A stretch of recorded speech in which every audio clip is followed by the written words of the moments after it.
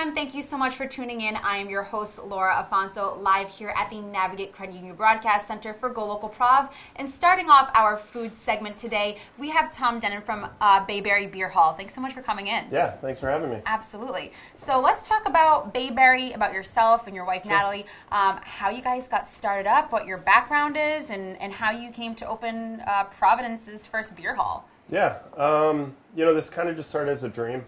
Growing up in a small town in Maine, I always just kind of wanted to work for myself, follow the footsteps of my parents, and just kind of pave our own path and create, you know, this unique experience. So we moved to Providence about 5 years ago, and along the way I'd been inspired by multiple things, like, for instance, traveling to Germany for work and going to a traditional beer garden, and just being in that environment of community and just people enjoying themselves outdoors and having a great time. That kind of sparked the idea for me, and you know, we kind of said, well, let's start looking around, see if we can put a business plan together. And I come from a corporate background of marketing, but again, that just wasn't for me. Right. Not really much for sitting behind a computer all day long. Definitely. Natalie, my wife, comes from finance background, which she still does. So, you know, we kind of just started putting together a plan of what Bayberry would look like, and it just evolved. You know, originally it was going to be an outdoor beer garden, but, you know, the seasonality in Rhode Island is tough. Of course, it'd be tough. So we found this great old mill building on the west side of town. And we just knew it was going to be perfect, so we just had to, you know, we had to put our heads together and make it work. Yeah, and it came out really, really awesome. Yeah. So that's great. So you came from corporate backgrounds and really took that and applied it to running a small business right here in Providence. Yeah. That is fantastic. Yeah, I kind of, you know, headed up more of the marketing side, and Natalie, you know, she helps out when she can with, you know, her other full-time job and having 2 kids now. Yes, you guys are a family-owned business. Yes, yeah. But, you know, we've got a great staff. I would say probably most of our guys have been there since the beginning. Really? Our head chef, GM, I can't thank them enough for kind of helping me, because I don't come from the restaurant background at all. Okay. I was a dishwasher for a summer when I was 12 years old, and that was it. And that's a good experience to have, yeah, for sure. Absolutely. But, you know, our head chef, Dave, and GM, John, they really kind of helped us kind of put this thing in motion. So. Yeah, it's important to have a good staff behind you who knows what they're doing, they're committed, they're loyal, and everything. Yeah, absolutely. Yeah, definitely. Yeah. So tell me about the name Bayberry Beer Hall. Where did it come from? Sure. So in Maine, my grandfather had a cabin. It was called Bayberry because it was surrounded by bayberry bushes. He was definitely an inspirational figure in my life. Yeah. And when he passed, the cabin was purchased by someone else and torn down. Oh, no. So this is kind of a homage to him, and just kind of a little tribute. That's so nice. Yeah. Nice. And so the Bayberry, that is, you know, a nice piece in your life. Yeah. Yeah, that's awesome. Yeah, absolutely. Definitely.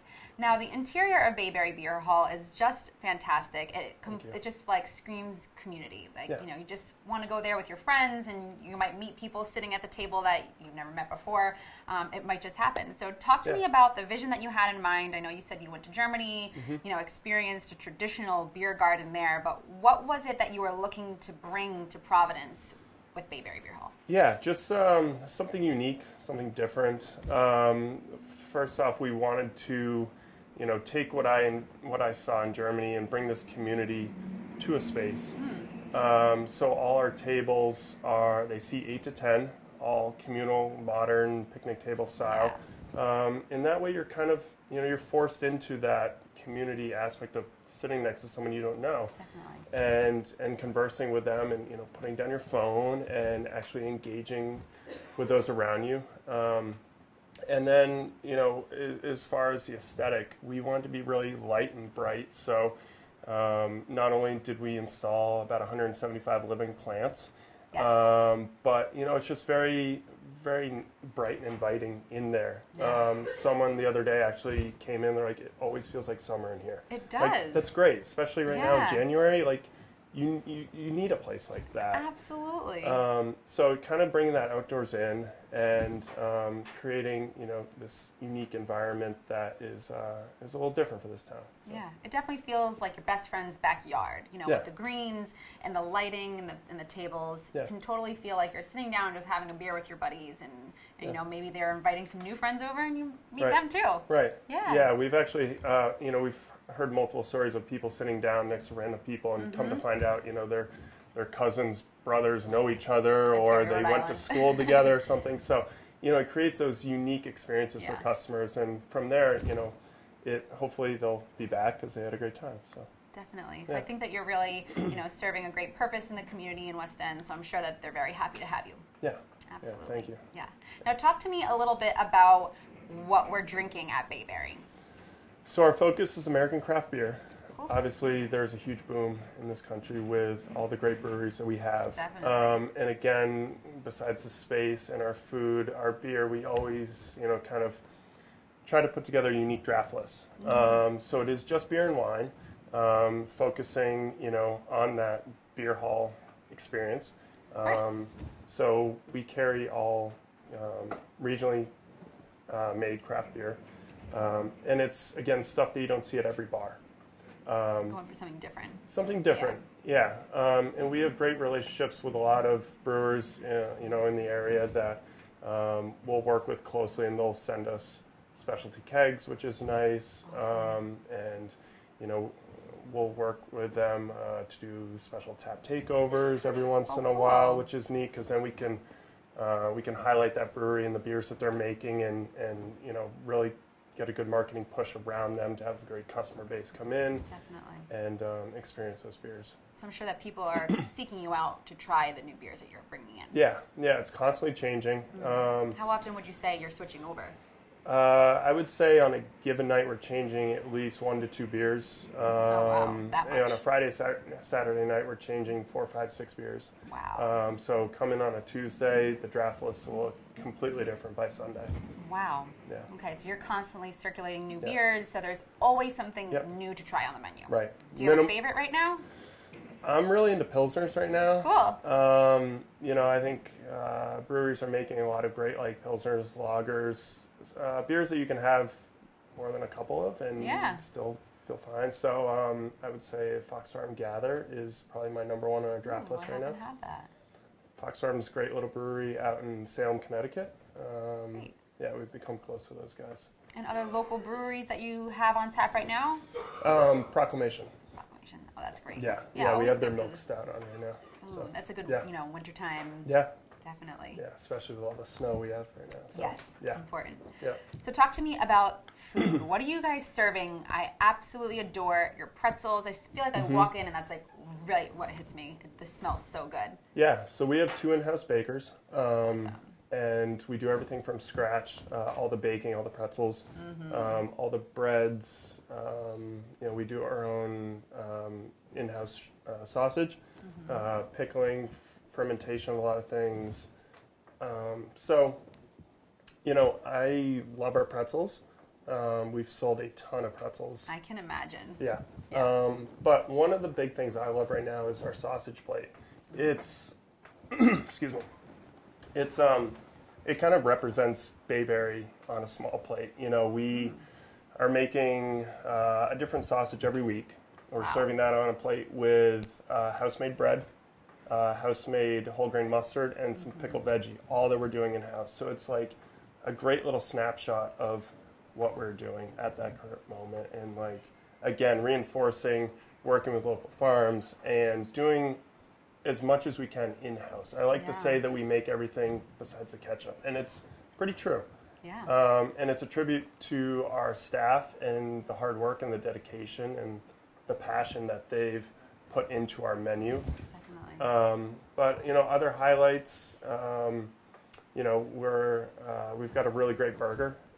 We treat our burger a little bit differently. It's really good. Yeah, so we actually do a ground beef and local mushroom blend. Ooh, so you put mushrooms ground into the burger. Yes. Well, that's nice. Adds that flavor without actually having that moisture. Yeah, definitely. Yeah, and that way as well, we're also cutting back on our meat usage a little bit, which is important. So I can get behind that. Yeah, for sure. And so we're doing that burger right now with house-made American cheese, and it's like our special sauce. We say it's like our own like Thousand Island. Yum. Yeah. Yeah, definitely. Really tasty. Yes. Yep. Well, you guys are doing really great things, and just that sausage plate that you were talking about, Yeah. it really is a testament to who you are as a business and having all of that be house made. Sure. And it's not easy to make your own sausages, so going that extra mile and having with the fresh baked bread and it it all comes together really nicely in a little package. Yeah. Definitely. Yeah. And you're serving brunch as well. Talk to Yes. me about what we can find on the menu and when it's served. Yeah. So brunch is Saturdays and Sundays, 10 to 3 on Saturdays and 9 to 3 on Sundays. Sundays can get pretty crazy in there, and it's exciting. It's fun. You're looking for that fun, yeah, energetic brunch, And it's a lot of young families. We want to create this space to have families feel welcomed with their kids. If their kid comes in and he's kind of being in a pain, it's okay. Yeah. It's that experience that we want to offer to young families to feel that they can come out and get a good meal and get a good drink, and their kids are okay. So brunch is a lot of kids in the beginning, and then it kind of tapers off and younger crowd. Yeah. But again, for brunch, we're doing everything in house. All the breads, waffles, English muffins, biscuits. So, excuse me. So a couple things on the brunch menu I love. Biscuits and gravy are great. So good. The fried chicken and waffles. Can't go wrong brunch is with chicken and waffles. Brunch should be, you shouldn't really care about what you're eating. No, it's the weekend. Yeah, it's the weekend. It's time to let go. You might have had a few too many the night before, and you want something that's gonna, be comforting and make you feel good. That. Yeah. Yeah. Huevos rancheros is also fantastic. That's one of my go-tos. Yeah. Yeah. So. Super good. Yeah. So if you're looking for a good brunch spot to head out to this weekend, keep Bayberry Beer Hall in mind. Yeah. Absolutely. Yeah. Check them out. Yeah. So you guys are doing something fun to get people out of the house in this very cold and icy weather that we're having. Yeah. You're hosting a movie night tonight. Yes. Tell me what we're going to be watching. Yeah. Our GM John kind of came up with this idea a couple months ago, just to get people out of the house, like Laura said, in January is a Wes Anderson movie night. So we're featuring 4 films starting at 4 o'clock right through 11. So all night, just one movie after the next. On the projector. And we don't have TVs. So, which I like. Yeah. Get to go and actually interact with your friends. And exactly. if you want to actually have something to watch, like a movie night, you put the projector up. Yeah, it's like the big screen. It's a special night for us. We put up the projector. So it's 4 movies, and we're doing a food special for each one of those movies, which would be pretty cool. Now, which movies are we going to be watching by Wes Anderson? Fantastic Mr. Fox, Grand Budapest Hotel, Life Aquatic, and I'm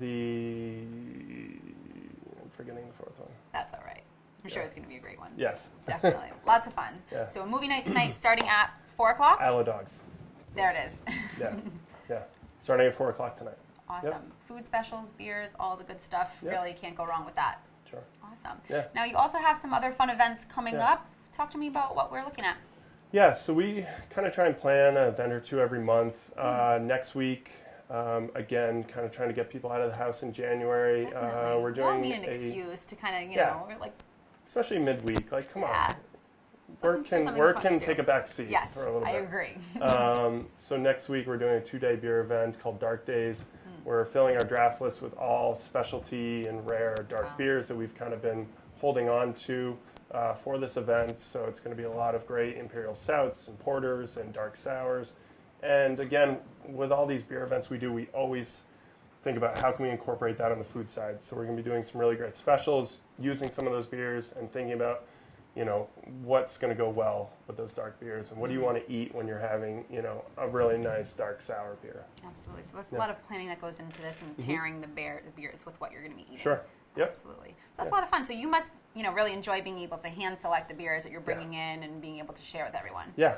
Yeah, absolutely. It's a fun task for me. It's almost like a bigger scale of restocking my home fridge. Yeah, absolutely. So what do I want to have to drink tonight. Exactly. We're going to put it on tap. That's a lot of fun. Yeah. Awesome. Yeah. Well, thanks so much for coming Thank in, you, Laura. sharing everything about Bayberry and the fun stuff that you guys are working on. Sure. So tonight at 4 o'clock, Wes Anderson movies. Coming up, we've got dark beers on tap with the Dark Days at Bayberry Beer Hall. And, of course, we've got regular dinner service and brunch on the weekend. So make sure you check them out. Where can we follow you on Instagram so that we can make sure we stay up to date with everything you guys are doing? It's at Bayberry Beer Hall. Awesome. So make sure you check them out. Yeah. Thanks so much for coming on. Thank you, Laura. Don't go anywhere. We have our next guest coming right up.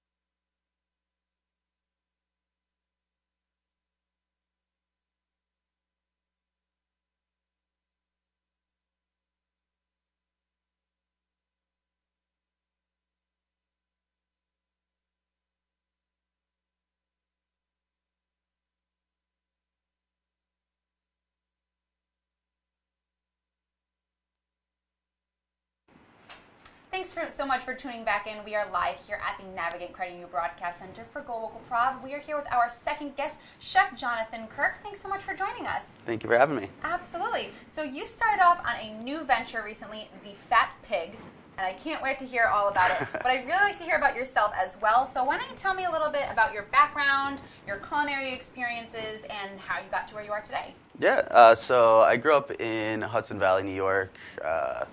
Got into a culinary vocational program while I was up there, and my guidance counselor was like, hey, you seem to have a knack for this. So after 2 years there, I got convinced to go to Johnson & Wales here in Providence, Rhode Island. I did about 2.5 years towards a bachelorette, but was not able to complete it due to financial reasons. Understood. So I decided the best way to continue my education was to work in restaurants and get that experience firsthand. So absolutely, it's definitely getting yourself, really diving into it and having your hands working on everything. So yeah, absolutely. And I found that kind of like jump-started my education and my knowledge of the industry and just techniques and all that stuff that I could have paid more money to learn in school. Yeah, definitely. And what a great place to be learning in Providence with all, the great flourishing food scene that we have here. Yeah, and I mean, the restaurants that we have here are amazing. Like, I went to a lot of restaurants in New York City, and I've eaten a lot of food in my life. And honestly, Providence has the most amazing restaurants of anywhere that I've traveled, at least on the Eastern Seaboard. Definitely. Lots of variety here in Rhode Island. Yeah, and the best seafood you can imagine. I definitely agree with that. Yes. So talk to me about Fat Pig. What are we working with? What's going on? I'm so excited. I've been hearing a lot of buzz about it around the city, about the pop-ups that you're holding, and the food that you're making just being absolutely incredible. So I want to hear all about it, how you got started and who you're working with. Yeah, so I work with a local business owner named Kevin Matos. Yes, he owns a bakery in Pawtucket and another bakery in West Warwick, as well as a butcher shop in West Warwick, which is where we do most of our food prep out of. Perfect. So he decided that we were going to kind of team up and put our knowledge of the industry and our knowledge of cooking together, and that's kind of where the Fat Pig came from. He is Portuguese, full-blooded Portuguese. They love pork, as far as I know from the Portuguese food that he's fed me. Yes. Everything seems to be pork-based, and it is my favorite animal and one of my favorite products to cook with. Definitely. And so we just decided to go with the Fat Pig one day. Now, where did the name come from? So we were cooking a pig for a local party that we catered, and someone just happened to say, like, man, that's a real fat pig, and I just kind of like in my head that clicked, and I was like, you know what, I think that's it. And a few weeks later, we were spitballing ideas, and I said the fat pig to him, and he was like, yeah, I like that. That's it. We went with it, and it just seems to be one of those names that sticks with people. And definitely people who are all about barbecue and smoked foods, like the fat pig, that just screams like. Yeah, nobody wants a skinny pig. Exactly. If you're looking for barbecue, you want a nice fat pig. Yeah, and you know, we have amazing pork that is raised right here in Rhode Island with Local Pat's Pastured and yeah. Blackbird Farms. We actually used Blackbird Farms at our last event at Fortnite Wine Bar. We did smoked pig's heads from them, and we did it as a taco platter, and it was honestly like we sold them out in 10 minutes. The first one went out, and the other two went out less than 10 minutes after that. As soon as they saw them. Yeah, hot plate going. Exactly. So talk to me about the pop-ups that you're doing. You just had one at PTX and at Fortnite. Mm-hmm.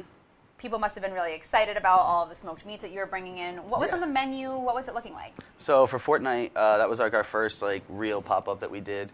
We did a smoked pig's head platter, as I just mentioned. Yes. So what was on that? Like, you know, for someone who's never really had a whole pig head, what should I expect sitting down? Like the whole, like, am I looking at? Is it looking at me? What am I thinking? You're looking at the whole pig, face, teeth, and all. Oh my God. One of our customers that night was lucky enough to get the tongue, so he got, which is one of my favorite cuts. If you cook it correctly and you break down all the connective tissue on it, it's becomes super tender and super moist and juicy. So we served that with some house-made tortillas that we made. Wow. We made some with just regular lard and masa, some with the leftover chorizo lard from the sausage making at Kevin's Butcher Shop. And then we did some with dehydrated beet powder for a little earthiness. So we kind of got all the colors that you would expect from a Portuguese meal, you know, kind of laid out in the colors of the tortilla. We did some salsas and a chimichurri with it, just to give a little bit of brightness on the side of all that fatty pig meat. And we even had one guest ask us for a pair of gloves so that he could rip up the meat with his hands because the tongs weren't cutting it, as he said. Wow. So you're going in. You're like, if I'm having a pig head, like I'm ripping it open, I'm getting every last shred of meat. And I think that that's a big part of, you know, when it comes to pork in the Portuguese culture, they want to use every piece of the animal possible. So they eat, you know, it's definitely important. The ears, the snout, the hooves, all of that needs to be consumed, and it's cooked properly, as you know. You gotta love all of it. Yeah, and he makes a very good job of doing that at his butcher shop too. I mean, he makes linguiça, chorizo. He makes morcilla, which is their blood sausage. Yes. And his parents, when they're always there when we're doing events, and they're always making sure that nothing goes to waste and everything is used and utilized in some way to extract flavor or get some sort of meat off of the bones. You know. Wow. And it's really good. Like, I have a passion for that, and I am huge on local products and making sure that you get the most of what you purchase. Absolutely. Have to be local here in Rhode Island. You've got to, you know, highlight all of those farms and people that we're working with.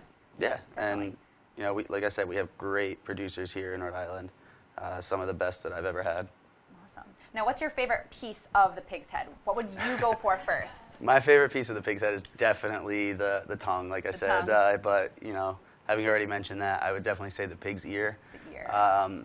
You know, when you cook it, you have to wrap it in foil to make sure that it doesn't burn. Oh, okay. Because you are cooking it for, you know, anywhere from 6 to 12 hours, depending on the size of the head. It needs to get tender. The fat content of it. So you wrap it with a foil, then about 30 minutes before you're ready to serve it, you take that foil off, and you can do one of two things. You can take some hot oil and you can pour that over top of the head, and that kind of chicharrones all of the skin and makes it super crunchy. Yes. Or you get can that extra layer of like texture to it, so it's like juicy but nice and succulent, but also crispy on the outside. Kind of like a porchetta. Yeah. And the other option that you can do is when we're limited for space and we can't make that mess with the oil, we can take a blowtorch to it, and that will not the same type of crisp, but you still get a little bit of crunch and some texture in there to go with all of that, fatty, stringy pig's meat that's coming off of the head. That sounds fantastic. I would never have really looked at a menu and saw pig's head and that be my go-to, but now next time I see it or next time I come to your event, I'm going to have to make sure I get one. Now, how many did you make? So you sold out of pig's head. How many did you make? We went conservative. We thought that, a pig's head is kind of a tough thing to serve in Providence, especially at you know, a wine bar that traditionally they just serve, you know, wine and cheese and bread and olive oil and charcuterie. So we didn't know what to expect, and we did 3 of them, and a couple of coworkers of mine came in and they ordered one, and then as soon as that went out, a few guys from a local brewery saw it and they were like, we need that. Whatever it is, I gotta have it. Another local chef who came out to our event, he saw it and was like, oh, we're having that. And then they ordered like one of everything else that was on that menu. So, wow. So now you know, next time gotta bring more pig head to the table. Yeah, and everyone that was walking in the bar for that next like hour was just like, oh my God, what is this big platter of food everyone's eating? Yeah. And everyone's just like, dude, it's a pig's head platter. Like, they're doing tacos, but we're get sold it. out of them. And I heard, you know, some people from outside of the kitchen talking about it. So we're definitely, I think, doing the right thing with it. And it's an interactive experience, and it's, you know, the best part of the pig after the pork belly. Of course. Now, what else were you serving on the menu? What else can we find when you're doing a pop-up? So we do wings. Sometimes we'll do drumsticks, and we'll French them so that they look more like a lollipop. Oh, cool. We do a few different types of wings. Most recently, at PTX, we did cacio e pepe, which is like a traditional Italian pasta dish with just cheese and pepper. Yes. So we shaved some pecorino and some black pepper, and then we toss the wings in that with a little bit of the excess oil, and that kind of crisps up the cheese on the skin. Yeah, that's amazing. Yeah, it's like, you know, you get a little bit of the heat from the black pepper, but for someone that might not want buffalo wings and doesn't want that like that really harsh, bitter burn, or maybe you know, you have acid reflux or something that you don't want acting up, the cacio e pepe wings are a great option for people who, you know, want to go that like more subtle route with their meal. And, we also did a Korean barbecue, which was a little bit sweet, a little bit spicy, a little bit umami. So we do have a broad range when it comes to the wings and stuff like that. Sounds great. We also did chowder at PTX Lounge with good some of chowder. we did it with some of Kevin's smoked chorizo that they do at the restaurant. So good. You have to have that fatty addition to it. Yeah. You know, aside from the cream, but and we actually don't use cream. We use a lot of clam juice and just a little milk. Not like too much. So too heavy, and you know, where you eat it and you're like, that's it. Yeah, I mean, I myself, like, I'm one of those people that dairy can affect me a lot. So when I make a chowder, I like to do it a little bit lighter, and I kind of took a little bit of influence from Rhode Island chowder, which is my first experience with it was when I came up here from New York, and I had eaten Manhattan clam chowder my whole life with tomatoes, and someone said, hey man, you got to try Rhode Island chowder, and I was like, nah, I'm not. You know, I'm not into cream, and I tasted it, and it was a clear broth and filled with potatoes and chorizo and all the stuff that I loved, but none of the heaviness of the cream. So I fell in love with it. Rhode Island chowder is like the sleeper cell. Like, you know, people forget about it, or people from outside of Rhode Island come and they're like, "What is this? Where's the cream? Where's the tomatoes?" And you're like, "No, just try it. We promise it's going to be really, really good." It's like a little taste of summer. Awesome.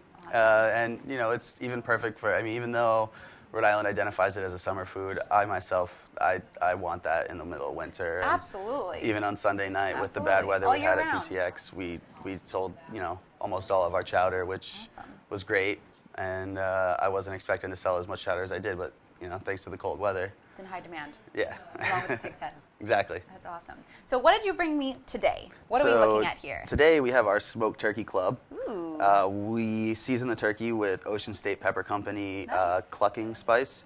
It's a blend of lavender, sumac, sesame seeds, oregano, and a few other dry herbs in there. That is so interesting. Lavender. Yeah. And, wow, I've never heard that, you know, adding lavender to the spices for something like that. That's really interesting. So what we like about it is that when you smoke poultry, a lot of the time you don't get that nice red smoke ring or pink smoke ring that you would traditionally find with a brisket or on your pulled pork or on your ribs.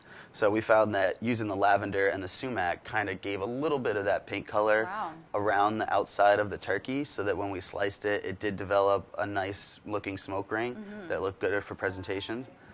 We also have some of our smoked bacon that we make in-house. And this is good. Like, this is not just like crispy, wimpy bacon. This is like good, thick cut, like seasoned, really, really awesome. A little bit of crisp, but still a little soft in the middle. Definitely. There's like nothing worse to me than, you know, a super hard, crunchy piece of bacon. Just like flakes, falls apart. Yeah. Like, oh, gosh. It's a little bit pitiful in my opinion, but you know, I love just having a little bit of chew on it. You know, the best part of the bacon and the best part of the pork belly is, you know, those fatty bits in between the strings of meat. So We definitely take advantage of that by slicing it thick.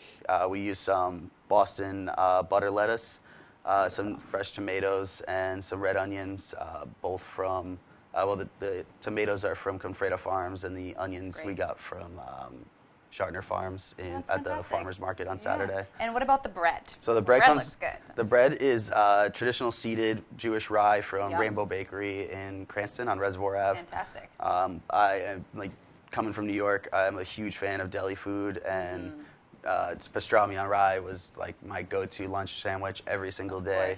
So when I found a bakery that made an amazing New York-style Jewish rye, I absolutely fell in love. Even though the bread can be pricey at times, it's the best product that I've worked with, and we absolutely love it for all of our sandwiches, whether it's pulled pork or turkey, even chicken sandwiches can be great on the rye, just with the dense quality of it and the good chew. Right. Well, you have all of these fantastic products, locally made, house smoked, really, really great textures, flavors, and then, you want to make sure that whatever you're putting in between is going to, also contribute to the overall taste of it. So absolutely have to go all out with the bread. Absolutely, and that's why, even when we make tacos, we make all of our tortillas from scratch, just to make sure that, we have control of just about everything that we are putting out, and so that the customers feel a better, relationship with us, and they understand that, everything that they're eating, we worked with our hands personally between the two of us. Got your own touch on it. Exactly. Of course. So talk to me about your next pop-up. When is it? Where is it? Are you going to have more pig's head? So our next pop-up is currently, our next scheduled one is at Buttonwood's Brewery. Cool. Those guys crushed a pig's head at Fortnite, and they have gotta have you in. Yes, they special ordered it on Sunday night at PTX when they came in again, and they were like, we need pig's head, we need brisket. So it's looking like that's what's going to be on our menu. Cool. That's going to be March 23rd from 2 to 7 on Saturday afternoon at the brewery.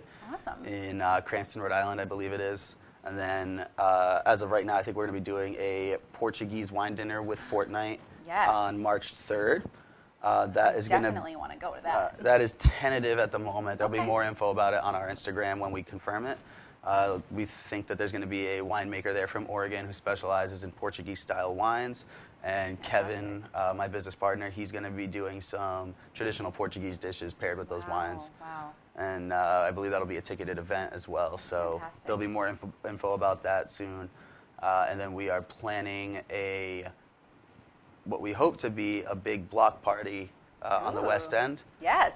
We just confirmed our location with the Armory Animal Hospital. We're going to rent out that parking lot for the day. Nice. And we're going to do a barbecue, and we're hoping to get a local adoption agency involved and have some. That would be so fantastic. What's better than that? And go and adopt a puppy or a kitten. Eat some barbecue, have a party.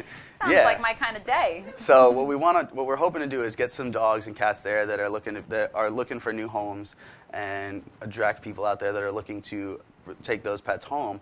And PIRL, if you adopt an animal from their shelter, you get your first exam free at the Armory Animal Hospital. Wow. So I didn't know that. Yeah, so That's it kind of great goes hand in hand, and they've been absolutely wonderful with me and my girlfriend's 4 cats, who we have 2 that have been having health complications. So Armory Animal Hospital's been great with them, and that's fantastic. I'm glad to hear that. Yeah, and just doing all that, going through all this with our cats, and seeing how important pets can be in people's lives. We just want to try and bring that happiness to someone else. Absolutely. That sounds like a lot of fun. Yeah. Cats, dogs, barbecue, a lot of fun times. Yeah, absolutely. Awesome. So we're looking to do that sometime in May. We haven't ironed out the actual date yet. It'll most likely be either Saturday evening or a Sunday afternoon. Okay. And we're hoping when the weather starts to get a little bit nicer than it is right now. We're looking to hopefully get some beer sponsors or wine sponsors, maybe do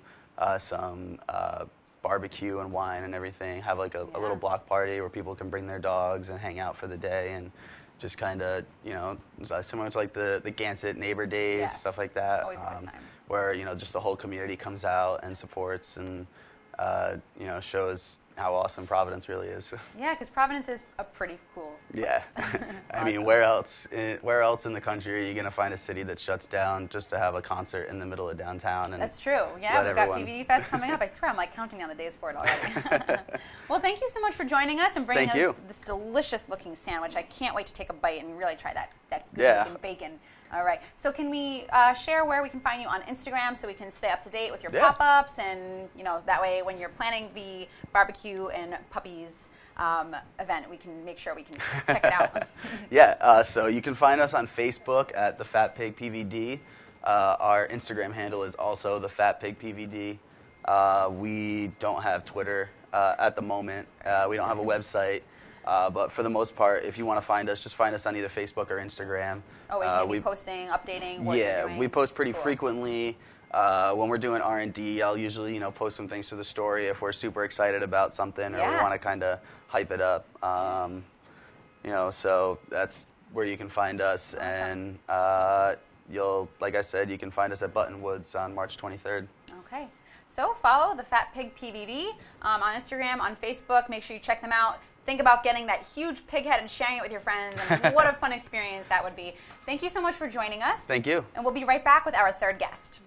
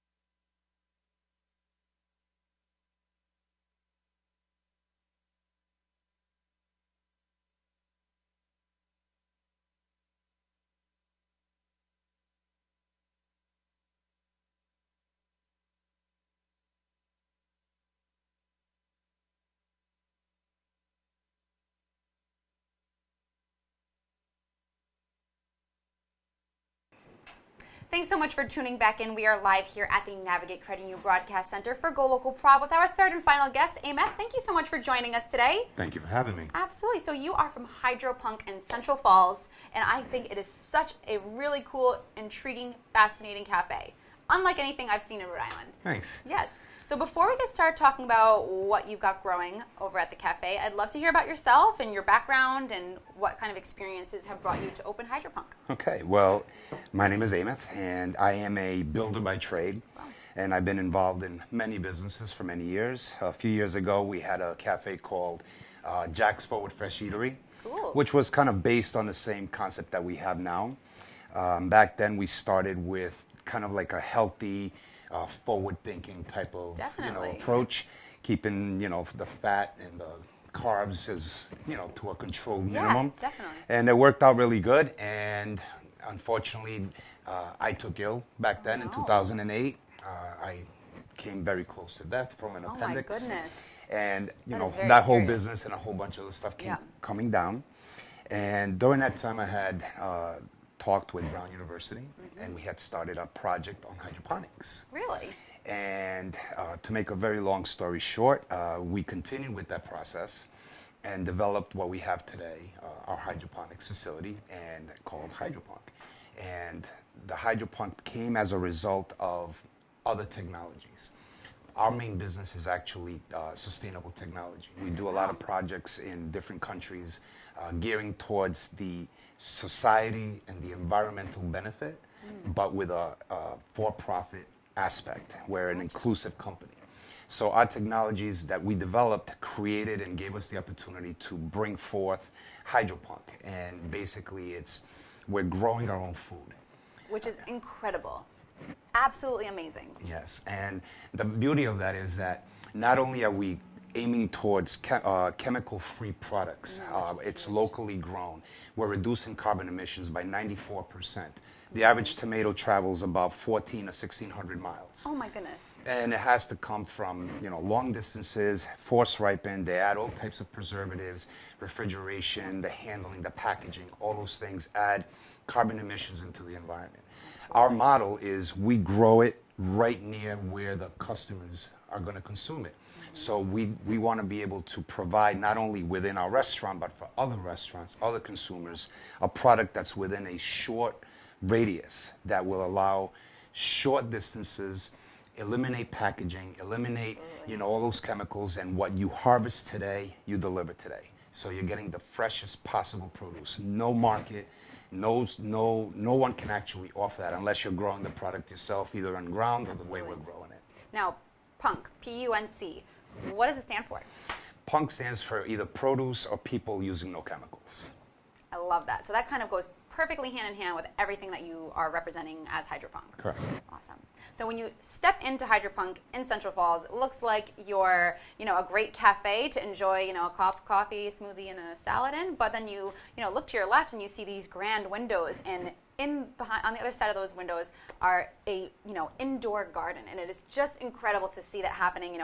You're watching, somebody harvesting some lettuce in there, and then that's coming into the other room and being put into a salad. So it's really, we've all heard of farm to table in Rhode Island, where Rhode Island is really big on that as keeping things local, but this is a step further. This is the restaurant growing their own food, which is really, really amazing. And the cool thing is that you're seeing your product where it comes from. Yes.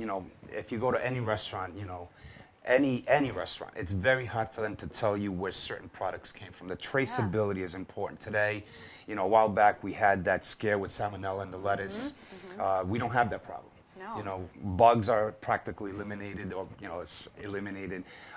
We know exactly when the plant was germinated, when it was harvested, how it was harvested. So you have a certain sense of tranquility knowing your food is as fresh as it can possibly be, and it comes from a reliable source. Absolutely. So you have complete control over the whole process. Correct. Yeah. So from seed to... But we call it from seed to cup or from seed to mouth. From seed to mouth, you can watch your produce for your salad, for your sandwich, for your smoothie, everything. The whole process is right on the other side of the glass. Indeed. Really cool. So what are we working with? How many plants? Like how does this work? Or how many people have to tend to it? How often? So the facility is twofold. It's a restaurant and it's a lab. Yes. We call it a lab because it's set up like a lab. You can't go in there. You have to wear a coat. There's a wind barrier to make sure you don't bring in dust or bugs or any of those things. It's a controlled environment. Yeah, Absolutely. and we have it's 24/7. It's always monitored. Everyone that works in there is properly trained. So anyone that actually works in the restaurant actually gets trained in the hydroponics first, so they understand where the food and how it comes to be on the grill, to be on the customer's plates. The facility actually is about it's about 800 square feet. We're actually growing. We can grow up to 42,000 plants in 800 square feet. What? How? I mean, I assume you have to go up. Yeah, so it's a vertical setup, and in 300 square feet, we like to use this formula. It's 300 square feet for every 5,000 plants. Wow. And you need almost an acre in some instances to grow that many plants that we can do in 300 square feet. Yeah. So it's a really cool advance. We're not the first ones to come up with hydroponics. Hydroponics has been used for thousands of years. I think the Egyptians are the ones that actually came across it and made it popular. But over the past few years, everyone's looking for new and improved ways, sustainable ways to produce food for the masses. Right now, the amount of people on this planet, we actually do not have the capacity to fully feed ourselves. I mean, the direction that we're going. Well, the direction that we're in. Yeah. The direction that we're going. I mean, we're looking at the population by 2040 is going to practically double. Where's this food going to come from?